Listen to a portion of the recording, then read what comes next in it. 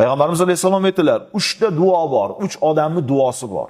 U duo albatta Allohning huzurida mustajob bo'ladi, albatta ijobat bo'ladi. 3 ta duo kimiki? Da'vatul mazlum, zulm ko'rgan mazlumning duosi ijobat bo'lar ekan. Zulm nima degani desa, borib bir urib netish emas.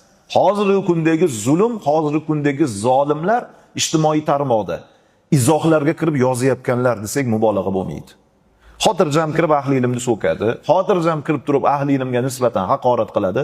Ahli ilm bo'lganimiz uchun mayli, xo'p, domla bo'lganimiz emas, boshqa sohani ham ko'ring-da. Oddiy faoliyat yurgizayotgan oshpazni kirib haqorat qiladi. Farqi yo'q unga. Kelgan og'izda kelgan narsani gapiraveradi. Ana bechara zolim, ana bechara mazlum bo'lib turibdi zolimning oldida. Ey Alloh deb qo'ysa ehtiyot bo'laylik. Boshqa yuz bilan kirib yozayotganlar bor-da, yosh kattalar tushunmaymiz bu narsani ko'p ehtimol, lekin yoshlar yaxshi tushunadi. Kommentariya izohga kiradi, boshqa odamning akkauntidan kiradida so'kib, qarg'ab, haqorat qilib chiqib ketadi. Javobsiz qoldi deb o'ylaymizmi? Shundoq qolib ketdi, bo'ldi deb o'ylaymizmi? Bu mazlum bo'lib turibdi-ku, Alloh ko'rib turibdi-ku. Ey Alloh deb qo'ysa bo'ldi, duosini ijobat qiladi Alloh taolo.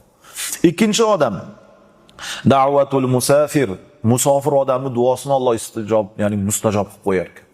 Safarga chiqqan odam, qiynalgan, mashaqqatda turgan odamni ranjitib qo'yadigan bo'lsak, ey Alloh deb qo'ysa bo'ldi.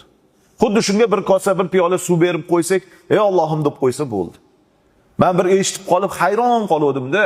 Musofir bo'lib keldik Qoraka deydi. Uzoq yo'ldan keldik deydi. Kunda issig'i deydi. Soyaga joy topolmadik deydi. Birovni eshigining tagiga borib, bitta daraxt o'sgan ekan, shuni tagiga qo'yib, ozgina rohatlanay, ro'zg'a og'izimiz deydi. Tursak deydi, xonadonda egasi ayol kishi chiqib ol mashinangni dedi. Nima qilib meni eshigimni tagida turibsan? Musofirmiz, ro'zadormiz. Chanqadik shu yerda turibdi. Yig'ishtir, ol mashinangni. Qo'ymadi, oldik mashinamiz deydi. Shunaqa xafa bo'ldim deydi. Emiziklik qo'limda bolamiz bilanmiz deydi. Mana shu musofirning duosidan ehtiyot bo'lish kerak ekansizlar. Musofirga bitta ignani 3 ta yaxshilik qilib qo'yadigan bo'lsak, ey Allohim shu bandani kechir deb qo'ysa, bitta katta muvaffaqiyatga, yutuqqa erishgan bo'lar ekanmiz. Uchinchisi da'vatul validi ala waladihi. Otani, onani, bolasini haqqiga qilgan duosini Alloh mustajob qilar ekan. Fozil qaragan nimaga esladik? Otasini qilgan bir og'zim duosini Alloh subhanahu va taolo mustajob qildi.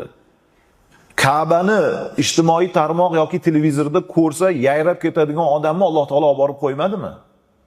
Dunyoda nima muammoingiz bor? Oxiratda nima muammoingiz bor? Hammasini yechimi oldingizda turibdi. Ota-ona xizmatini qiling, duosini oling. Alloh taolo dunyoda ham, oxiratda ham aziz qilib qo'yadi. Va'dasini o'zi beryapti.